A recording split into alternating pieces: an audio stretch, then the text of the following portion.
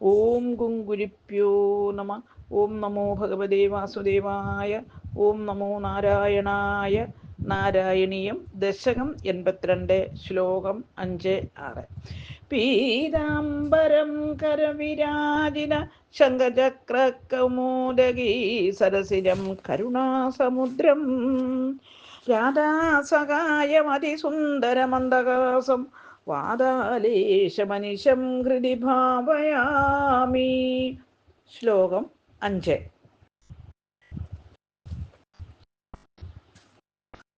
പുരീപാലശൈല പ്രിയദുഹിതൃനാഥോസ്യ ഭഗവാൻ സമം ഭൂതവ്രാതൈര്യതുബലമശങ്കം നിരൂരുധേ മഹാപ്രാണോ ബാണോ ചഴുതി യുധാനേന യുധേ ഗൃഹാപ്രദ്യുമ്നേന ത്വമപി പുരഹന്ത്രാജഗടിശേ.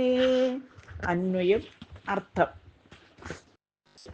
അസ്യ ഈ ബാണന്റെ പുരീപാലക നഗരം പാലിക്കുന്നവനും ശൈലപ്രിയ ദുഹൃതനാഥ ഹിമാലയത്തിന്റെ പ്രിയപ്പെട്ട പുത്രിയുടെ ഭർത്താവും ആയ ശ്രീ പരമേശ്വരൻ ഭഗവാൻ പരമേശ്വരൻ ഭൂതവ്രാതൈ സമം ഭൂത സമൂഹങ്ങളോട് കൂടി അശങ്കം സംശയം കൂടാതെ യദുബലം യാദവ സൈന്യത്തെ നിരൂരുതേ തടഞ്ഞു.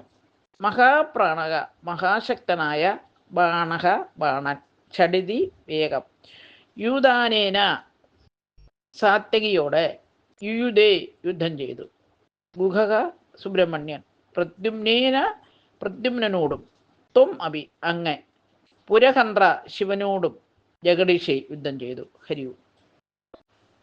സാരം: ബാണന്റെ നഗരം കാത്തുരക്ഷിക്കുന്നത് പാർവതീവല്ലഭനായ ശിവനാണ്.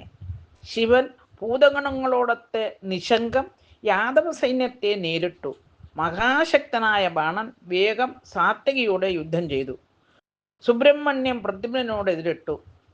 ത്രിപുരന്മാരെ ദഹിപ്പിച്ച് ശിവനും ഭഗവാനും തമ്മിൽ യുദ്ധം നടന്നു. ശത്രുക്കളെ സമൂലം ഭസ്മമാക്കാൻ തക്ക ശക്തിയുടെ ഉടമയായ സാക്ഷാത് കൈലാസനാഥനായ ശിവനോട് ആണ് ഗോകുലവാസിയായി ശാന്തസുന്ദരനായ ഭഗവാൻ പോർ ചെയ്തത്. ഹരിവു. ഓം ഗുങ്കുരുപ്യോ നമ. ഓം നമോ ഭഗവതേ വാസുദേവായ. ഓം നമോ നാരായണായ. ശ്ലോകം 6. നിരുത്തശേഷാത്രേ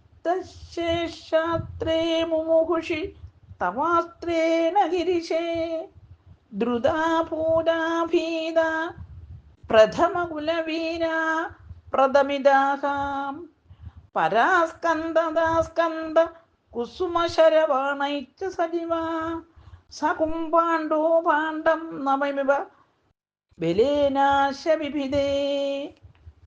അന്വയം അർത്ഥം.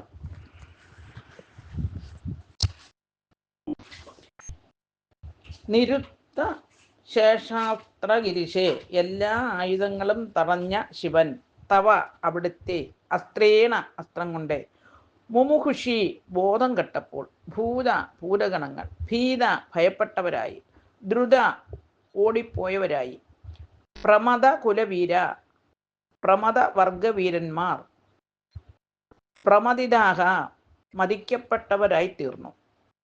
കുസുമ ശരപാണൈ കാമശരങ്ങളാൽ സ്കന്ദച്ച സുബ്രഹ്മണ്യനും പരാസ്കന്ദത പുറകു തിരിഞ്ഞു ഓടി സജീവ ബാണന്റെ മന്ത്രിയായ സഹ ആ കുംപാണ്ഡനും നവം പുതിയ ഭാണ്ഡം നിവ ഭാണ്ഡം എന്ന പോലെ ആശു വേഗത്തിൽ ബലേന ബലരാമനാൽ വിവിധേ പുലർക്കപ്പെട്ടു. ഹരിവു.